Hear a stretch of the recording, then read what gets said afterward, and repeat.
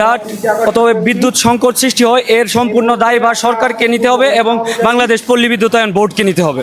আমরা জুলাই আন্দোলনের সাথে সংহতি প্রকাশ করে আমাদের কর্মবিরতি তখন চলমান ছিল, আমাদের কর্মবিরতি স্থগিত করেছি।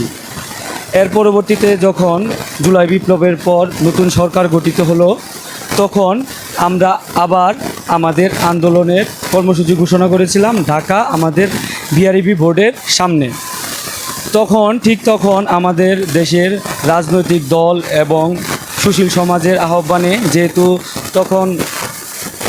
একটা নতুন সরকার গঠিত হয়েছে, ওই সরকারটা তখন স্টেবল ছিল না, অতএব আমরা সুশীল সমাজ এবং সকল রাজনৈতিক দলের আহ্বানে আমরা তখন আমাদের কর্মসূচি স্থগিত করেছিলাম। এর প্রেক্ষিতে সরকার পক্ষ থেকে একটা জাতীয় কমিটি করা হয়েছিল যে পল্লী বিদ্যুতের সকল সংকট কী সমস্যা এটা নিরসনের করার জন্য। তার কিছুদিন পরেই আমাদের বর্তমান চেয়ারম্যান মহোদয়কে নিয়োগ দেওয়া হয় যে পল্লী বিদ্যুতের এই সমস্ত সংকট নিরসনের জন্য। তাকে কিন্তু নিয়োগ দেওয়া হয়েছিল পল্লী বিদ্যুতে কী সমস্যা, কী জটিলতা, কেন আমরা আন্দোলন করছি তার সমাধান করার জন্য।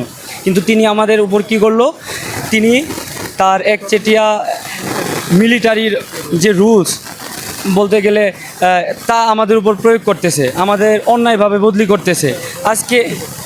আজকে আমাদের লাইনম্যান আমরা ঝুঁকিপূর্ণ কাজ করি।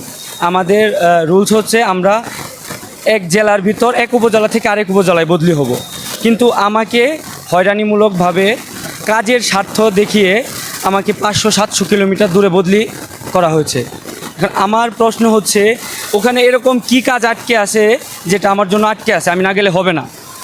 এটা একটা মিথ্যা প্রপাগান্ডার মাধ্যমে আমাদের এই 45,000 লোকজনকে একটা হয়রানির মধ্যে ফেলেছে। অতএব তার অ্যাক্টিভিটিসে আমরা খুবই ক্ষুব্ধ, আমরা তার দ্রুত অপসারণ চাই। তাকে যে এজেন্ডা বাস্তবায়নের জন্য বসানো হয়েছিল পল্লী বিদ্যুতের সংকট নিরসনের জন্য, তিনি তার ঠিক বিপরীত কাজটা করতেছে। অতএব আমাদের দেওয়ালে পিঠ থেকে গেছে। এখন আমাদের দেওয়ালে পিঠ থেকে যাওয়ার কারণে এই গণবিস্ফোরণ ঘটেছে।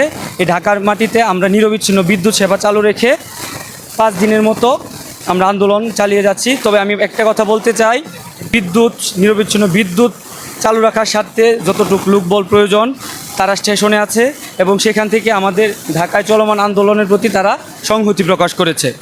আমরা দেশের জনগণের সেবা করি, আমরা করতে চাই, আমরা দেশের জনগণের স্বার্থে বিদ্যুৎ সচল রেখে আন্দোলন করছি।